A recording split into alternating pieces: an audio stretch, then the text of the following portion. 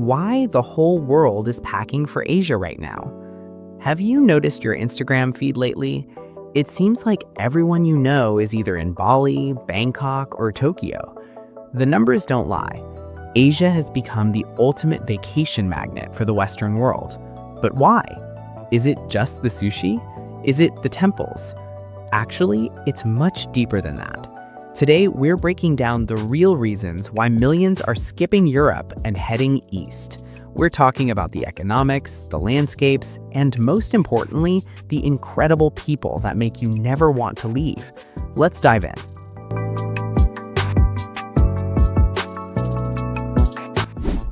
Let's start with the wallet.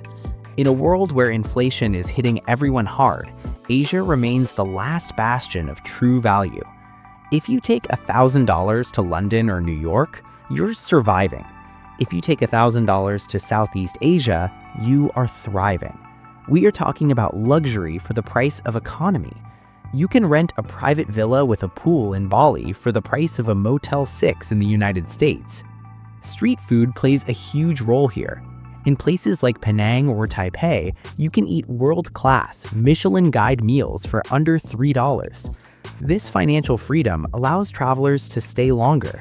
Instead of a one-week rushed trip to Europe, people are spending a month in Asia for the same total cost. It's not just cheap, it's high value.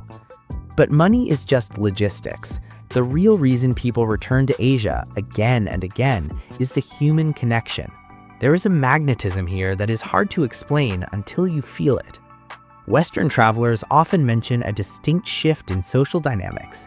In many Asian cultures, hospitality isn't just a job, it's a way of life. The land of smiles isn't just a marketing slogan for Thailand, it's a reality across the region.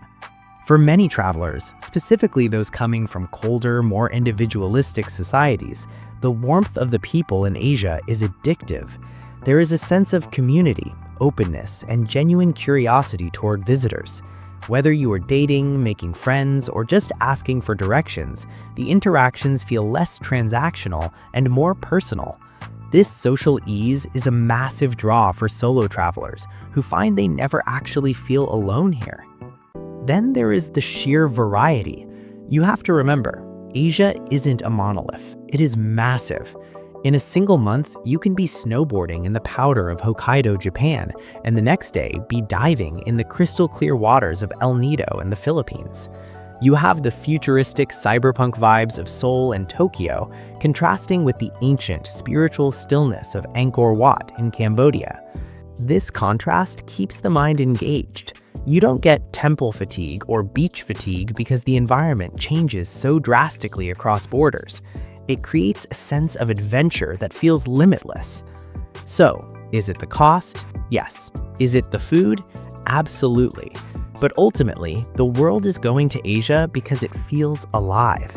It offers a quality of life, socially and financially, that is becoming harder to find in the West. Whether you are looking for adventure, connection, or just a place where your dollar goes further, Asia is winning the tourism game. Have you traveled to Asia? What was the main reason you booked the ticket? Let me know in the comments below. If you enjoyed this analysis, hit that like button and subscribe for more travel insights. I'm Lucas, and I'll see you in the next one.